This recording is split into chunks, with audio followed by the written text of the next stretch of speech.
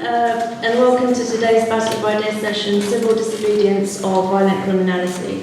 My name is Salaha Ali and I'll be chairing this discussion. I work for an organisation called World Right, which their campaigning slogan is Violence for All.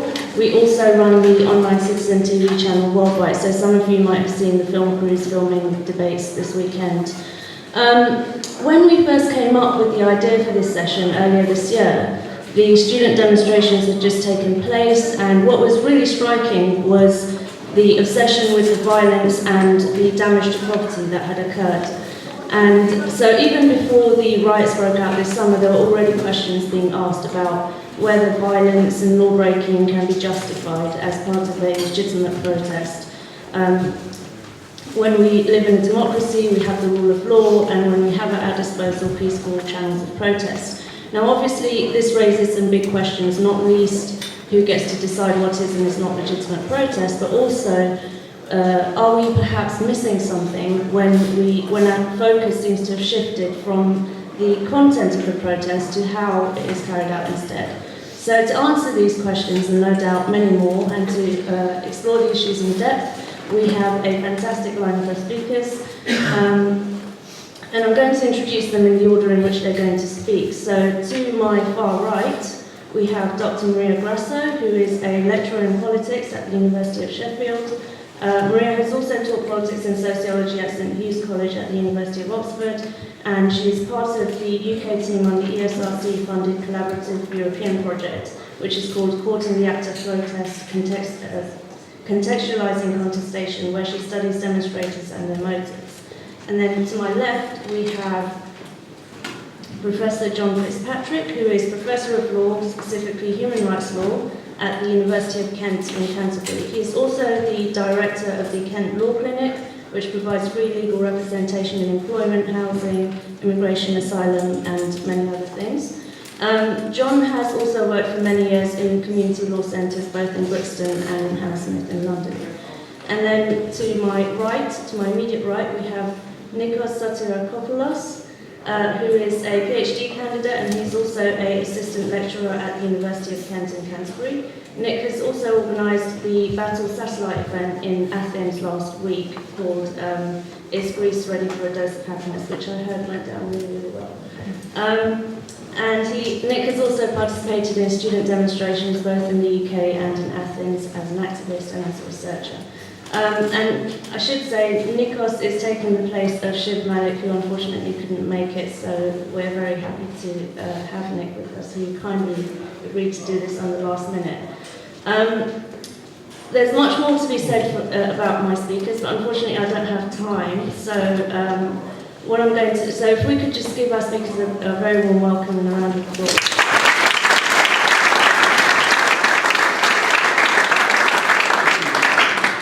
I'm going to hand over straight to the speakers. They'll have about 5 to 7 minutes to introduce the topic, and then I'm going to go out straight to the audience for questions and comments.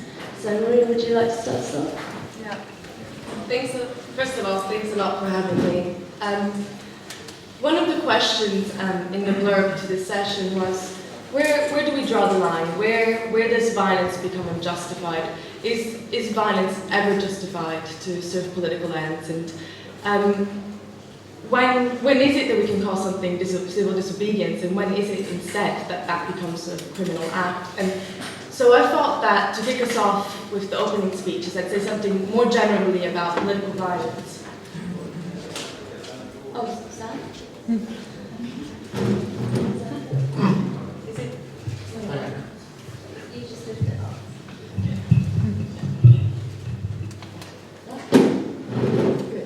Say something more generally about violence and politics and the relationship between the two, and then move on to quite an interesting specific example of the way in which the relationship between those two played out, which was the case of the student demonstrations which took place in November 2010 last year. So to begin with, I think there's an obvious point to be made, which still should be made, which is to say that even the most committed pacifist will agree that sometimes the use of violence is justified. Even when it comes to murdering someone, right? If we murder someone or kill someone in self-defense, we think, that that person might have a case there, as opposed to a case where someone murders someone to steal their car. So even with murder, even with killing someone else, we make a distinction between use of violence based on context. Now, when it comes to political violence, I think we should make a similar point, which is to say that context, the political meaning behind the violence which we do employ, is everything. So, for example, if you think about Nelson Mandela and his actions, which were someone deemed terrorist in apartheid South Africa, a lot of us would think that actually those violent actions were indeed completely justified in the service of emancipating a whole majority of people from the oppressive rule of view. Right.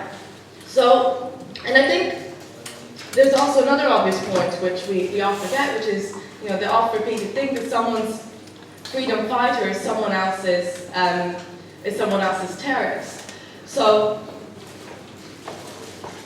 one of the things which, particularly today, I think escapes our minds because we've lost a sense of history in many ways, is the fact that what we deem to be good and valuable and true changes historically. Not long ago, homosexual relations between consenting adults were seen as something horrendous, disgusting, something to be, stamped out and punished. Whereas today we think those things are perfectly fine and all right. The question of so in that sense, making these grand moral absolute statements in terms of when violence is right or wrong. Doesn't really help us much in the way of deciding when it really is that violence is justified, because that has to be judged on a case-by-case basis. It all depends on the situation that we're dealing with and the context in which those actions are nested. Violence is also a question of strategy. So it might make sense to murder a Spanish general in 1936, but it might make less sense to kidnap the Italian Prime Minister in 1978. So sometimes violence can bolster a cause, and sometimes it can really alienate people from it. So those questions need to be considered.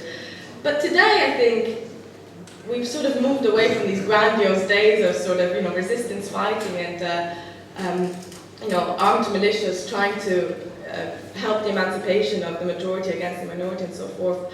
And when violence comes out in politics, particularly in the examples we've seen recently in British politics, it tends to be this sort of very infantile, kind of like angry outburst.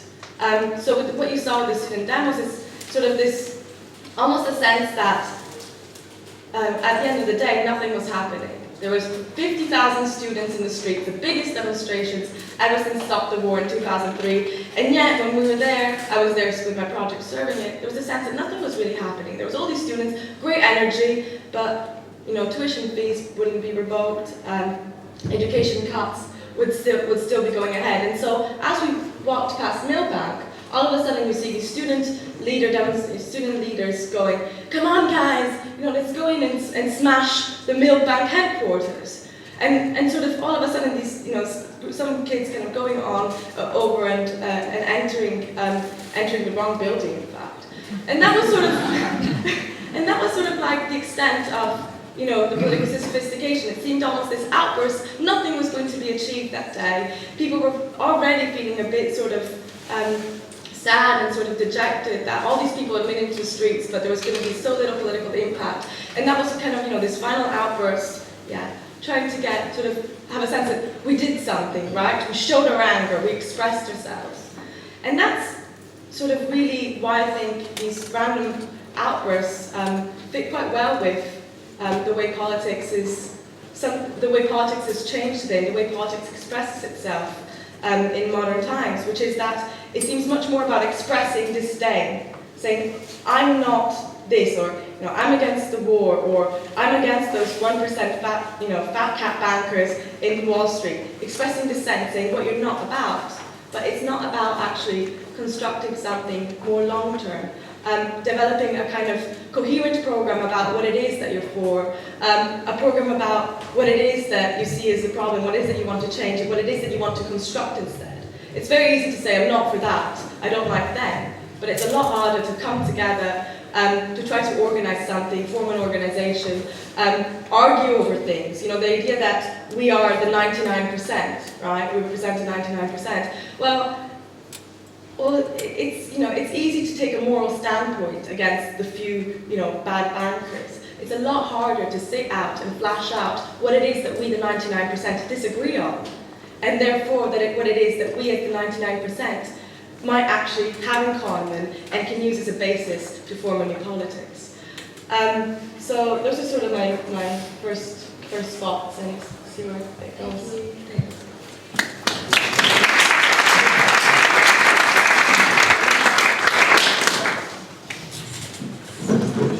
Thank you, Sal. Civil disobedience and violent criminality, you know, which, when, how.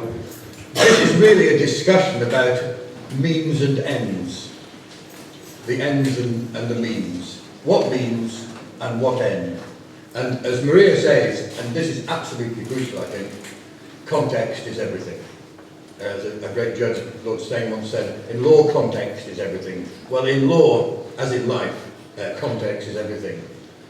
And I think it's one of those, this is one of those topics about which it's very easy to generalise. And the easy generalisation is you can't generalise about it. Every particular instance must be examined, again, as Maria says, on its own terms.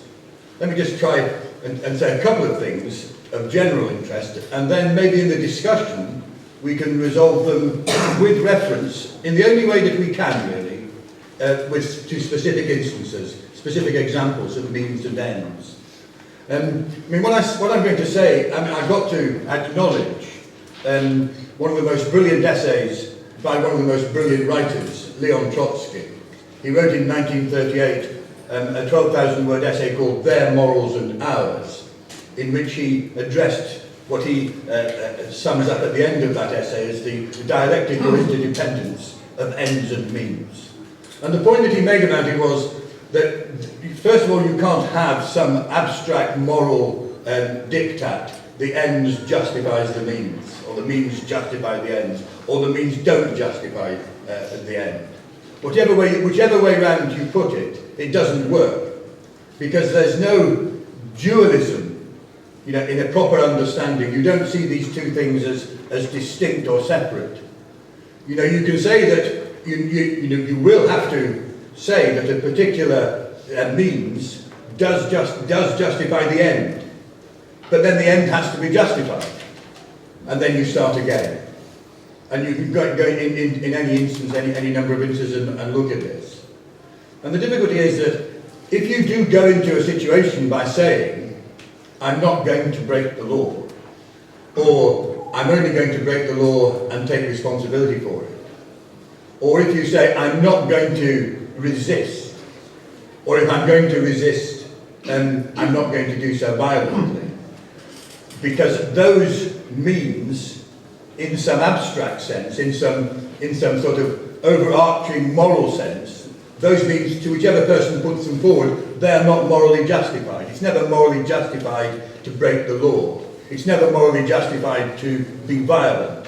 It's never morally justified to resist a law that, to say, has been democratically agreed by society.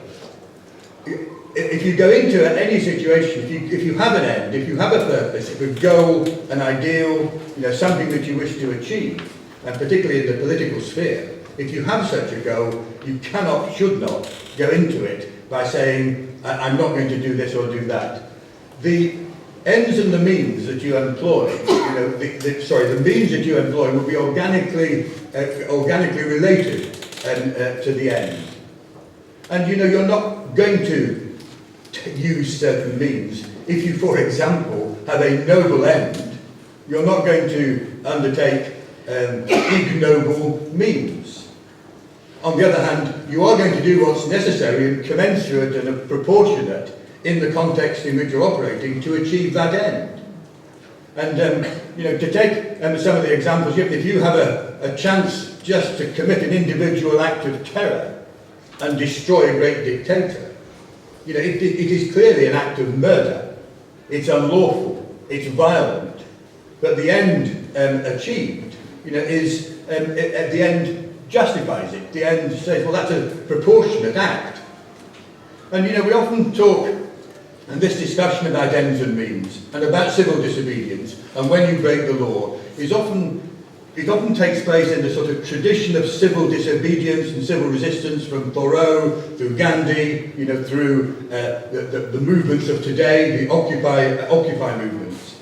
And you look at all those situations and you think, well, people do certain things in different stages and then things develop and then you have to change your tactics when, for example, violence is committed against you. And you have to leave open the option of still pursuing your end and not being defeated by that violence. And I think the discussion should also always embrace, when we look at the ways in which other ends are achieved. For example, you look at the end of the Second World War, and the end that was then sought, was to bring the war to a swift end. And what I'm talking about, the war in the Far East, to a swift end, and saved loss of life of Allied soldiers in the end of the fighting with Japan. And the Allies did not flinch from adopting the means of dropping an atomic bomb on Japan to achieve that end. To achieve the end of bringing the war to a speedier end with loss of Allied life, by obliterating tens of thousands of people, men, women and children in Japan. I'm not in and of itself, criticising that as an illegitimate means to an end. That's a whole other discussion. But the point I'm making is that in a context like that, people are very very readily accept, the proportionality or the reasonableness, the appropriacy of means of that sort. We have to take that into account. Those sort of actions, that sort of understanding, that sort of ruthlessness, if you like, when we're looking at the means that we employ here to achieve our particular ends. Thank you.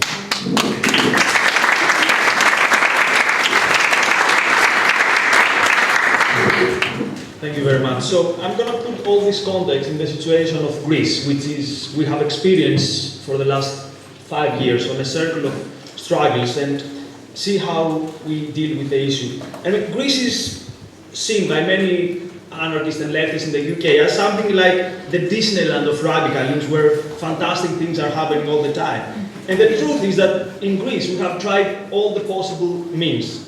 In 2008, following the shooting of a 15-year-old student by a police officer, we had the December riots, where the whole city was for 2 or 3 days in the hands of protesters. It was what the communist philosopher Alain Badiou called an event, which means a time when everything seems possible.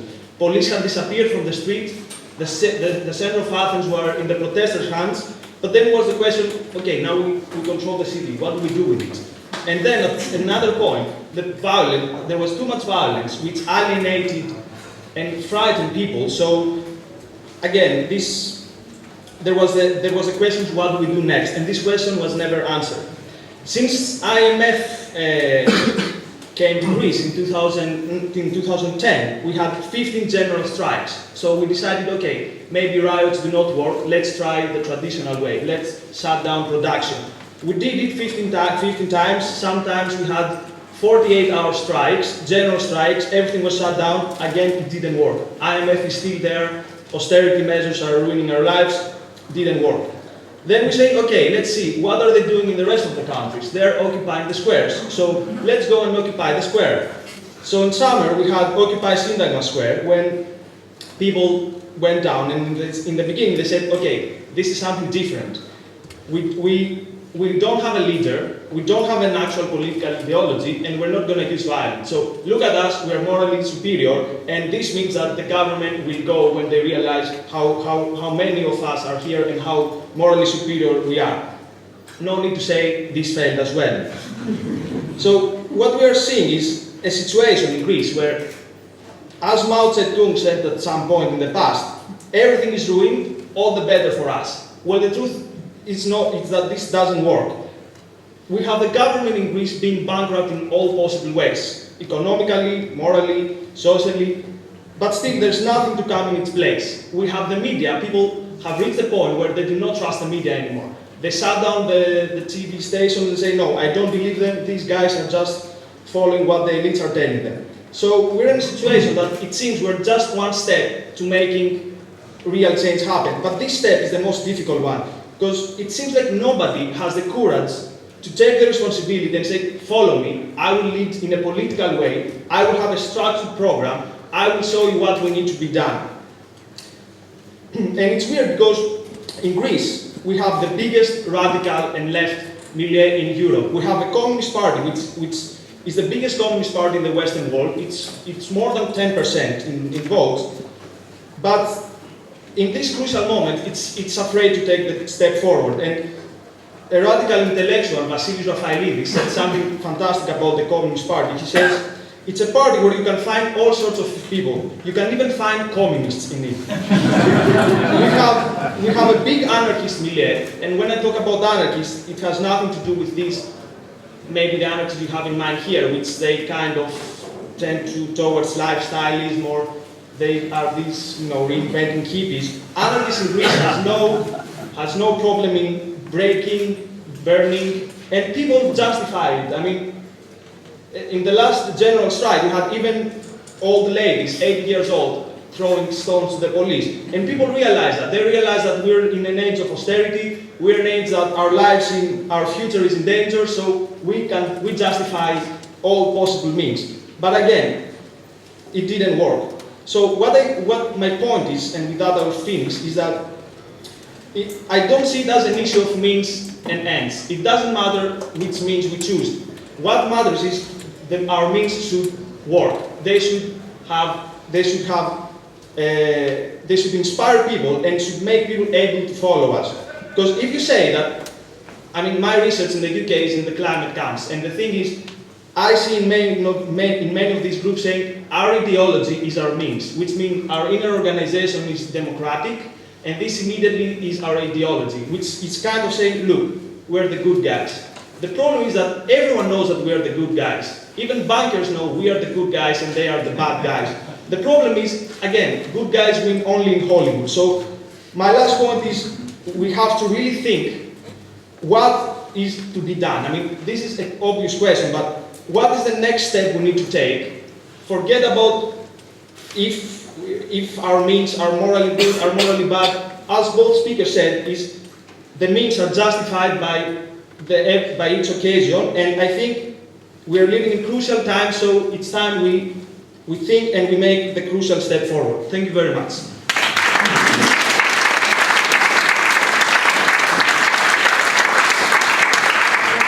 I'm going to go out straight to the floor, collect a couple of questions, come back in, and if I don't take everyone, I will go back out for further questions and comments. So, if we could take the gentleman right in front here. Both Maria Grasso and the speaker on the right talked about context as perhaps justifying civil disobedience and violence. And you also talked, sorry, my memory's gone, but you also talked about not only context, but noble and ignoble ends. The problem is that all people who are demonstrating, all people involved in the great political movement, do see what they're doing as being noble, and therefore there's a great problem in whether what they actually do about it is ignoble or not. Now there seems to be a great difference, perhaps, in what we might go back to the suffragettes and other demonstrations. They got involved in civil disobedience for a specific purpose, to get the vote for women. And in doing so, they also accepted that the state had a right to have sanctions for civil disobedience, and they went to prison, and awful things happened to them. What seems to have happened today, and this is actually sort of feeble and wishy-washy thing, is that there's a belief that because you feel strongly, you get involved in a demonstration, you go down wherever it is in London, you get terribly excited and you smash a few shops, you then pull down a flag on the cenotaph, and then you are extremely upset because the law then comes along and says, well, actually you're going to be you're actually going to be prosecuted for doing so. It seems to me perfectly reasonable that people feel strongly they do things, but if they do them, they should accept the consequences of having done so, because you're then involved in a direct confrontation with what you describe as democratically constructed laws. Just the lady on this side. Thank you. Hi. I wanted to talk about the relationship of violence and the media, which I think has changed. Violence and the images of smashed up glass or burning buildings sells newspapers, and it attracts attention. Also, because people have these things, they can film what's going on around them in a demonstration, whatever. The whole relationship with media has changed. So you can have a set piece of angry person smashing a piece of glass, and then you pull back and there's a whole array of people filming on their phones, and behind that there's another tier of the media filming person smashing a piece of glass. So the whole thing is like a ritualised set piece, which in some ways is quite surreal, because there's the event, whatever, the activity, the demonstration, and then there's this set piece which is choreographed in quite a kind of formal way, and there's a kind of catharsis of smashing something up or breaking it. So really, just my point is, in parallel to these discussions about whether or not violence is justified and yada yada, is that the media, relationship with the media has changed, and because we have a 24-hour globalised media, that whole thing has shifted in a way that this wasn't the case, a decade or so ago. Thank you. The lady here at the front. I'm interested to hear the panel's thoughts on the summer riots in London, where all those kids went around and looted everything, because what was very interesting in watching the analysis after is you've got all of these commentators racking their heads going, why have they done it? Oh, they're disaffected, they're upset, some girls on the TV saying, it's because of the taxes. So you've got actually quite a perverse situation there where nobody can justify it, the means or the ends or anything. No one seems to know what it's about, yet it happened, and thousands of people got involved. So I'd like to know what you think about that and why you think it happened. Could you just pass it on? My point sort of leads on to your one. I'd like to know your opinions on the sentencing that was given to some people who committed these crimes. Personally, I don't believe that there was any political motivation as to what these young people were doing, or most of the people were doing anyway, and therefore for me it's just violent criminality. So does a person who broke into a shop and stole a water bottle deserve the same punishment as someone who would break into a person's house outside of that sort of context? And also I'd like to get your opinions on the demonstrations happening outside of St Paul's, and should the campus there be moved, especially before Remembrance Day, what you sort of think about that. Thank you. Could you just pass it on? Just on the question of leadership. After every revolution, the conservative reaction has always said that any revolution will ultimately end in tyranny because the leaders will become the new tyrants. And that's from the English Revolution to the French to the Russian. But it seems that radicals, the sort of contemporary radicals, problematise leadership in a similar way and sort of celebrate the absence of leadership. And I just want to try and understand why that is. Is it because they actually lack the idea of what they can actually achieve through politics, and does that lead them to problematise leadership? Thank you. I'll take one more question, I'll come back in and then I'll go back out. So the gentleman right next, thank you. So, on Nikos's point that he said that it seemed that no one has the courage to say that I will show you and lead the way, afraid to take the next step. It struck me, I was just in Athens recently as well, and it struck me that there's an enormous amount of people out on the street and seem to be engaged, but actually that's why a discussion about the ends and the means necessary is so important, because it seems to me that what's absent is a clarity of the end, a clarity about where to take it to the next stage, and also hence what informs the means. And I think that just to reiterate the point, because we've seen all sorts of things, the poll tax riots right the way through to present period where outbursts occur, and often they represent a lack of political clarity about where to go and a desperation. But things may take the form of smashing parts of shops to create a barricade. If you've decided and convinced a number of people that you're going to have a barricade there to do something, it's just that smashing shops with no end in mind that you haven't convinced people of with a justification politically is just mindless vandalism. Thank you. I'm going to come back to the panel and then I'll go back out for some more questions. John, do you want to maybe take the question about the context over here?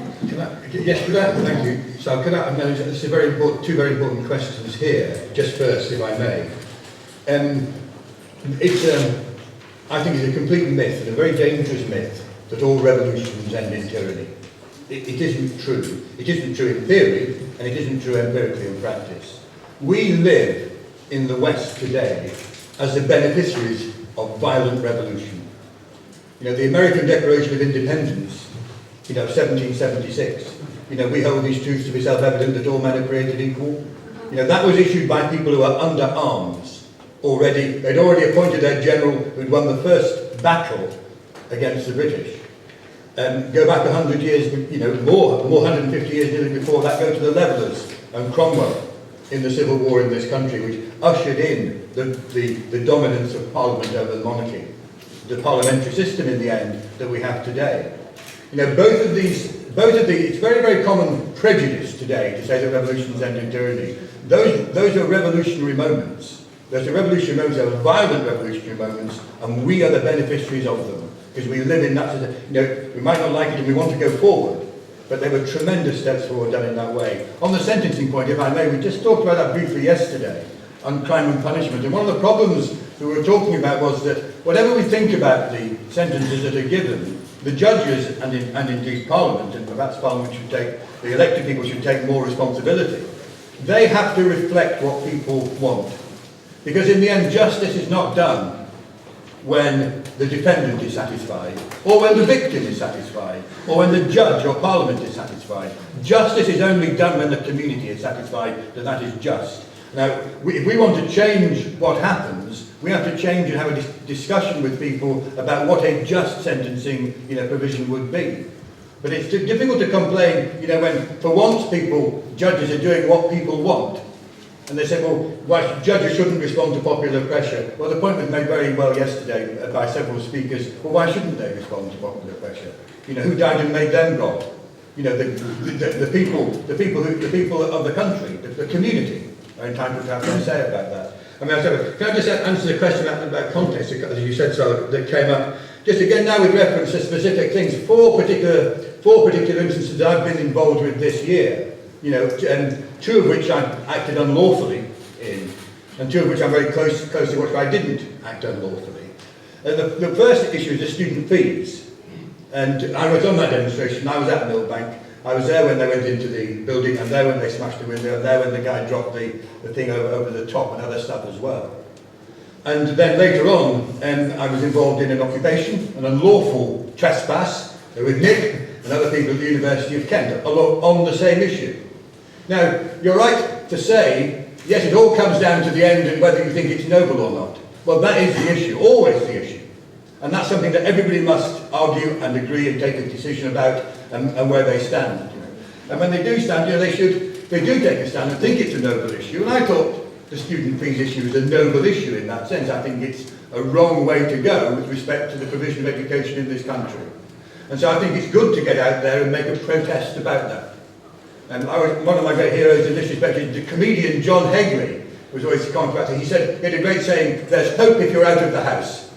And I think people did get out of the house on those issues. They got out of the house and they went on the streets. And then you look at the particular means. And this is where you come to your question about violence and the staginess of it. The problem with the Millbank demonstration wasn't anything apart from the guy throwing the canister off the roof. That was a clear example of a disproportionate, commensurate, stupid, act of illegitimate means to the particular end. Very, very clear cut. Of course, the one that got a lot of publicity. But the difficulty with that wasn't the means, it was the end, in terms of the end conceived as it was, and how people tried to relate what was happening to what they could do about it, and what they would put forward as an alternative, and how they would seek to prosecute that alternative organisation of education and everything that entails. That was the problem. And the problem was the lack of discussion about the end, the lack of clarity about a sort of, a superficially noble end. And it doesn't mean to say it's ignoble because people haven't gone to that extent, but it shows you how important it is to get that right. I mean, we could say, well, we should always just talk about the end, but we're talking here about the means as well. It always comes down to the end. What we want to do, what we want to achieve, what is unacceptable. And the point I was making is you don't rule anything out.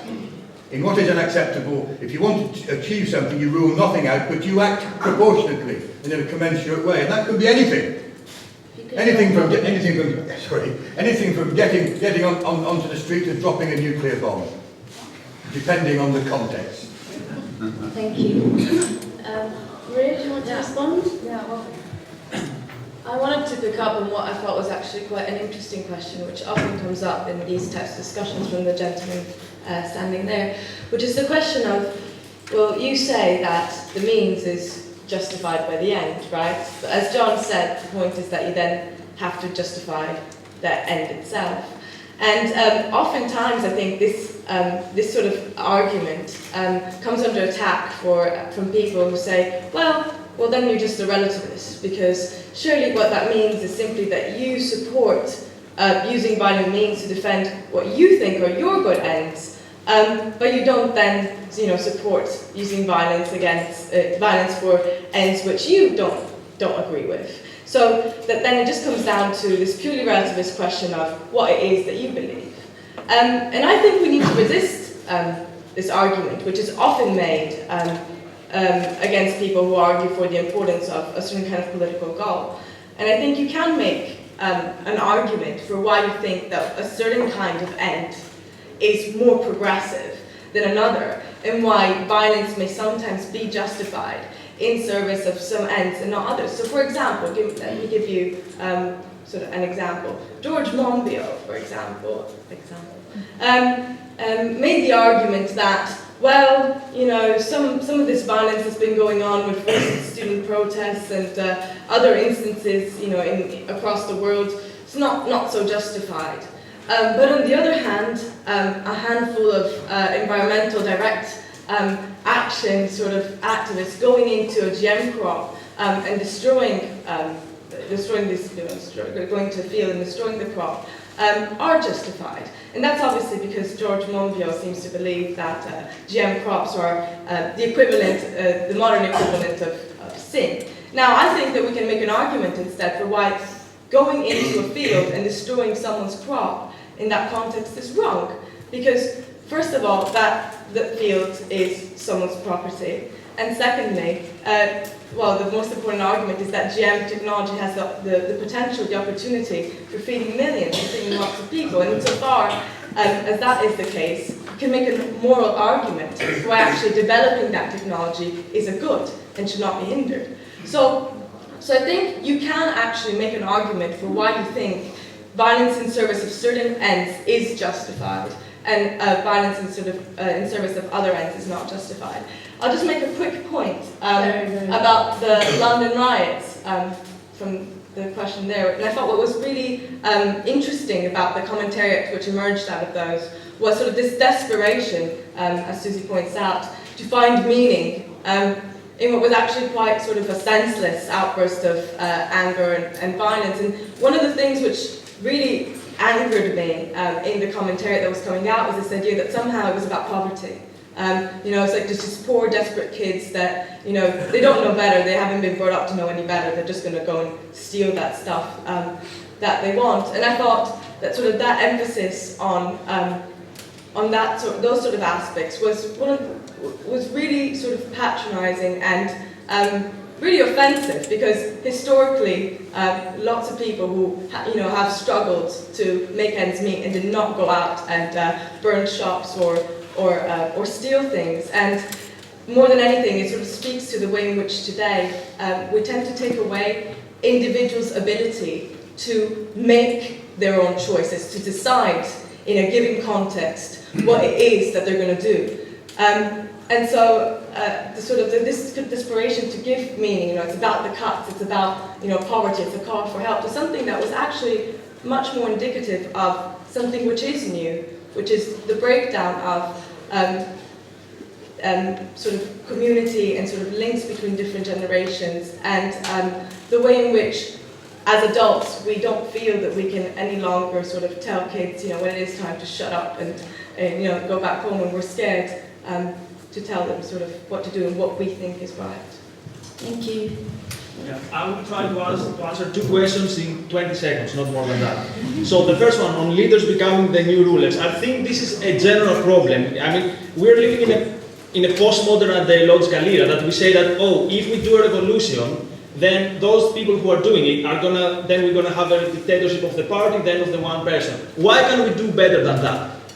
Why can't we try and do actually something instead of being afraid that, but then a new dictatorship will come up? And the same thing is with any notion of universalism. If I come out and I say, look, I have a vision about future, everyone will say, okay, I see gulags down the way. No, we can have big visions, we can have big ideas that will not lead to gulags. Second, on Alan's point on Athens and on people putting barricades and if this could alienate people. No, the thing is, we have reached a point in Greece where people themselves are used to building barricades, so they're not alienated. There is a problem with that. The problem is that it doesn't work. We have tried it 30, 50 times. We've tried it all these times in the past. It doesn't work. And my last point, I see the left being something like, these cartoons, like, Pepe Le Pew. He's trying to jump a wall, he hits his head on the wall, then he's trying again, doing the same thing again. It never works. So I think what we should do is just take a step back and think and say, okay, maybe I have to do something else to jump the wall. And I think that's a crucial point.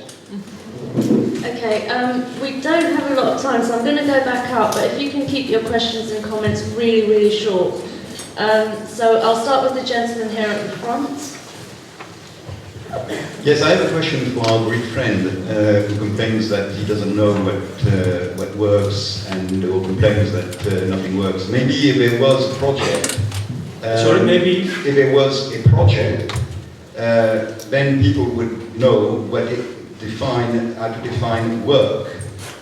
And one thing that I find very surprising in Greece is when, for instance, a company like Enron, the board presented false accounts, they went to jail. When the Greek government presented false accounts to Europe and so on, no one is asking that the ministers go to jail. So maybe that's one thing you could protest. Why don't we take the ministers who have cheated the public, the electorate and so on, to jail? Nobody is asking this in Greece. Ministers in Greece cannot even go for coffee outside without being in danger, so I think we're kind of... I don't use that question. So if the gentleman right at the back, yeah. I totally agree with John Fitzpatrick that context is everything. I think it's important to know the context of today, which is that I think it's always been the case that the ruling class has seen mob violence as being a problem, but I think nowadays we have, as a more general observation, that we are more in fear of violence as a whole, and actually that we see it as a kind of a collective frenzy. I just want to quickly illustrate that with an example of a TV programme I saw last night, which was Darren Brown's show on the ability of crowds to act in a particular way if they, for example, if they lose their, as it's called, de-individuation. And I think this is an important context to consider for the current discussion of violence in collective violence, because people do see it more and more as something which is out of control and a simple frenzy. Thank you. The lady just behind you. Thanks. Just on this question of violence, I mean, I think one of the key issues is the confusion of the meaning of violence and its inflation in it. In particular, we see in the humanities, speech, language, in my field, translation is seen as violence. And I think one of the issues about clarifying, that various people have spoken here about the problem of lack of political clarity. Well, the problem is that political clarity involves excluding certain ideas and is seen as a form of linguistic violence. And what's quite striking is that you have a situation where you have civil disobedience, but a deep conformity when it comes to language itself and discussion itself. Thank you. Okay, I'm afraid I only have time for 2 more questions because we're running late. But so the gentleman just on the side here. Coming back to this idea of means and ends, one of the things I think is really interesting is how there's been an elevation of the means over the ends. Protests, especially recent ones in terms of the Occupy and the student demos, some that you saw in the student demos, is that the means became more important than the ends. They became really expressive. It was about sort of taking part in some sort of, I don't know, for lack of a better word, cultural movement, and just being part of something and doing something rather than actually having some end. So I'd just like to emphasise that. Gentleman there, yeah. Yeah, I'd just like to challenge, is it Maria? I just like to challenge your point that, that people sort of don't have a political agenda what they're doing. The students knew full well what they were doing. They did have a purpose behind it. I mean, the whole purpose behind the whole sort of situation there was not to protect the students themselves, it was to protect a future generation from a particular cut. I mean, I travel the country a lot with our Debating Matters competition and see some extreme talent. And it pains me to think that some of this talent that now sits before us as sixth formers would be put off because of that, and it was purely that reason. I don't think it was mindless violence. The violence escalated. I mean, fair enough, the violence was wrong, but it escalated from a point that people feel passionate about because we do need to protect others, and it came from that sort of situation. Thank you. So, if I could ask the speakers in reverse order to give their concluding remarks in about 1.5 minutes, and also answer any questions you'd like to answer. Okay, very quickly. I gave the 4 things that I've been close to this year. On the riots, or I don't call them riots this year, I call them lootings. I mean, this is a completely, it doesn't have an end other than to get a telly or some trainers. It isn't a political act. We have to understand it, and we have to react to it, and we have to proceed according to our understanding. But this isn't a discussion about means and ends. I mean, there was no political, no consciousness, no point or aim other than taking advantage of a failure of policing in the country. And that's a very important point to make. And on the other one that's mentioned, I was down at the Occupy thing at St Paul's this week. Earlier this week, and there's another very clear example of something. You don't even have to get talking about the means, or if it is, you can talk about the means in the way that you've suggested. The means become an end in themselves, and an utterly pointless one. As to the end, very difficult to work out what the end is. Again, this is a question of scrutinising the end and coming to a conclusion about it. Maybe as you go along, you can come to a conclusion about the student fees thing. Is there a proper understanding that you would agree with, and a strategy and tactics for taking it forward that you would subscribe to?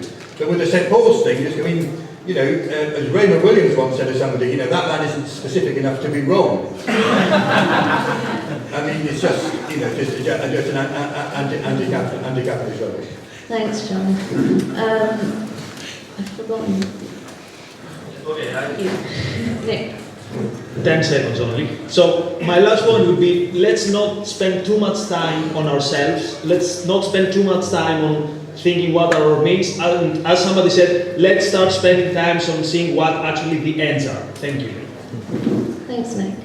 Maria?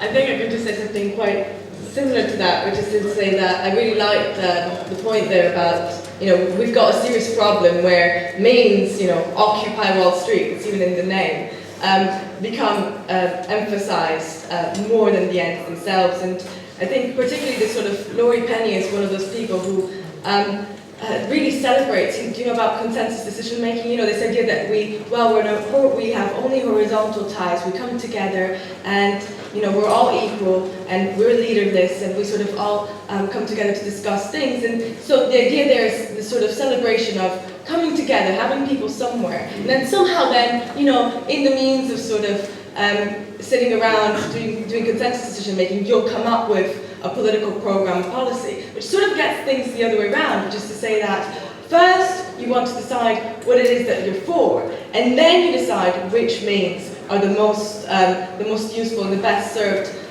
to attain them. And just quickly, I think we need to sort of rescue leadership, because there seems to be this idea also sort of floating around here that somehow, leadership power corrupts and leaders always become, these horrendous people that, will take control over others. But I think good leadership is a good thing, and something that perhaps we need to sort of rethink and reclaim in the service of progressive ends.